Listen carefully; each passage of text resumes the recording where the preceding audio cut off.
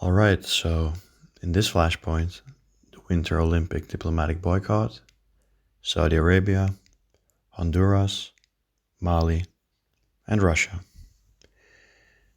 And we end the Flashpoint by looking at the week ahead.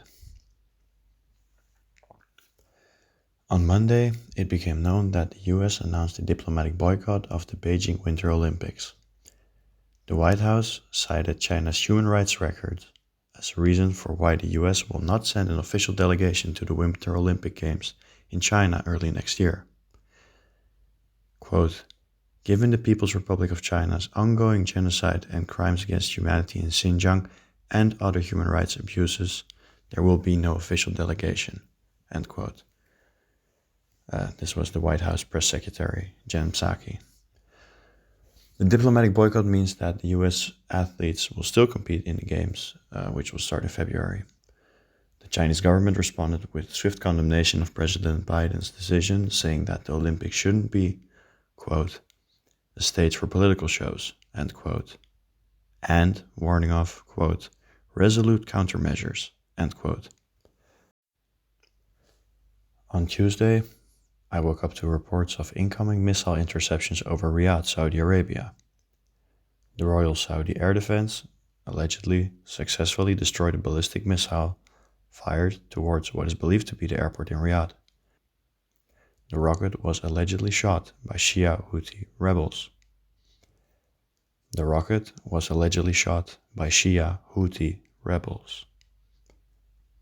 On Wednesday, the Justice of the Peace of Municipality of La Unión Olanjo, who had been seriously injured this Wednesday, died in a health center.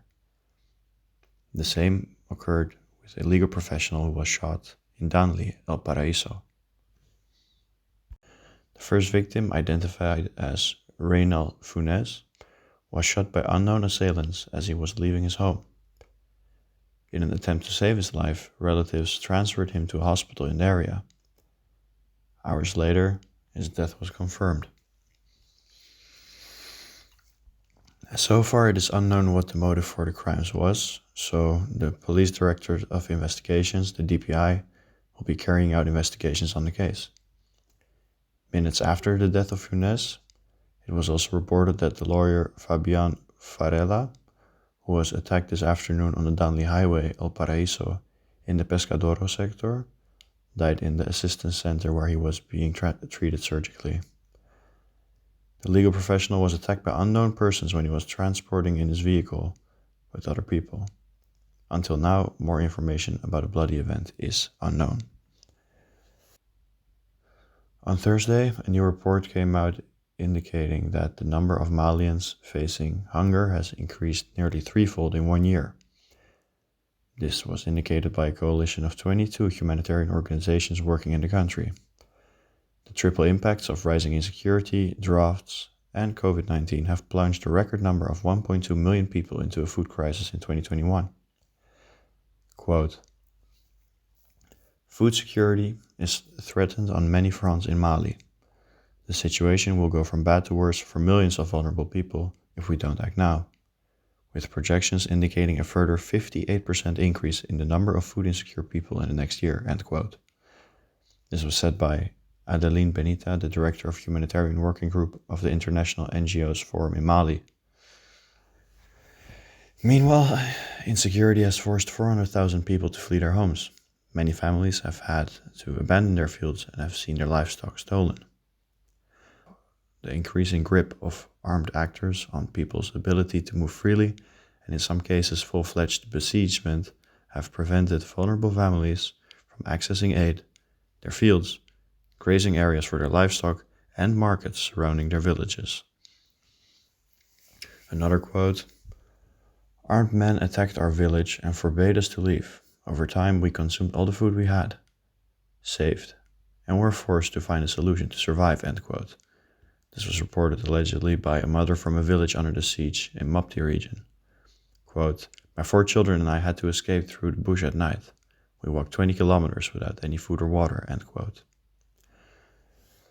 On Friday, it became known that Russian T-72B3M tanks were deployed to Tajikistan. These recently upgraded tanks will likely take part in 40 diverse drills in the coming months. In 2016, Moscow announced that it would upgrade its aging fleet of T-72 main battle tanks. A total of 248 older T-72B models have been upgraded to the T-72B3M standard to date. An undisclosed number of those modernized tanks are now stationed at the Russian Army's 201st military base in Dushanbe, Tajikistan. Originally raised twice in World War II as a base for the Soviet Red Army, the military base is now under the command of the Central Military District of the Russian Ground Forces and is home to the 201 Motor Rifle Division.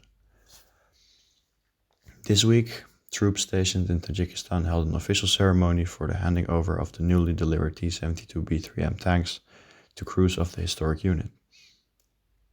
Those recently upgraded tanks will next take part in 40 diverse drills according to the press office of Russia's Central Military District. The reason why this is being done now, in my opinion, it could have to do with the fear of further destabilization and fear of the Taliban more broadly in Afghanistan. Think of potential spillover of violence or simply the negative impact that the Taliban may have on influencing extremist elements in Tajikistan. In the week ahead, we are likely to expect sanctions by the EU on Russia, as the European Union's foreign ministers will meet on Monday, December 13th in Brussels. The 27 notably plan to adopt a sanctions package to respond to the destabilization actions allegedly carried out in Europe and Africa by the Russian private military company Wagner. This most likely is referring to alleged Russian operations in Ukraine, but also in the Central African Republic and possibly also in Mali. Sanctions will target individuals and entities linked to the private Russian group Wagner. The measures target the, quote, very many illegal actions, end quote, carried out by the company in Europe and Africa, says a European diplomat. The decision was the subject of a consensus at the last meeting of EU foreign ministers on November 15. This has been your Global Security Flashpoint. See you all next week.